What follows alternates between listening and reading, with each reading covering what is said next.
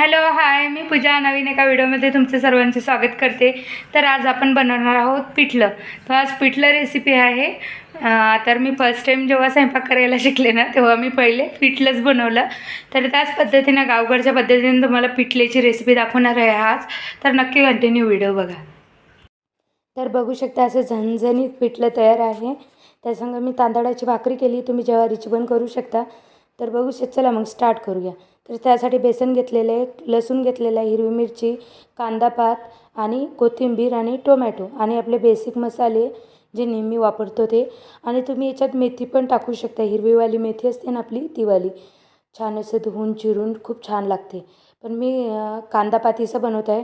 तर जिरं तेलात तापवलं आधी, नंतर जिरं कोथिंबीर जिरं मोहरी लसूण आणि हिरवी मिरची टाकली. ते झाल्यानंतर त्याच्यात काय केलं आहे, टोमॅटो टाकलं. आणि सॉरी बरं का, मी शेंगदाणे दाखवायचं विसरले. तर शेंगदाणे टाका नक्कीच, तुम्ही खूप छान लागतात. शेंगदाणे टाकले, ते थोडं होऊ दिलं, थोडं फ्राय करून घेतलं आणि नंतर कांदापात टाकली. तर कांदापात आपल्याला 2-3 मिनटं असं चांगली शिजवून घ्यायची. नंतर हळद, कांदा लसूण मसाला आणि थोडासा गरम मसाला. तर हिरवी मिरची वापरल्यामुळे मी लाल मिरची वापरली नाही, तुम्ही लाल मिरची पण वापरू शकता. आणि त्यामध्ये ॲड केलं आहे आपलं गरम पाणी. तुम्ही थंडही टाकलं तरी चालते, पण उकळी यायला थोडा वेळ लागते, म्हणून मी गरमच वापरते सहसा करून भाज्यात. तर बघू शकता अशी उकळी आली पाण्याला की थोडं थोडं बेसन टाकून करायचं, याला ओरायचं, असं वरायचं त्याला. तर हे वरूनचं बेसन म्हणतात. जर पाण्यात आपण भिजवलं ना बेसन, तर ते पिठलं वेगळं असते, हे वेगळं आहे.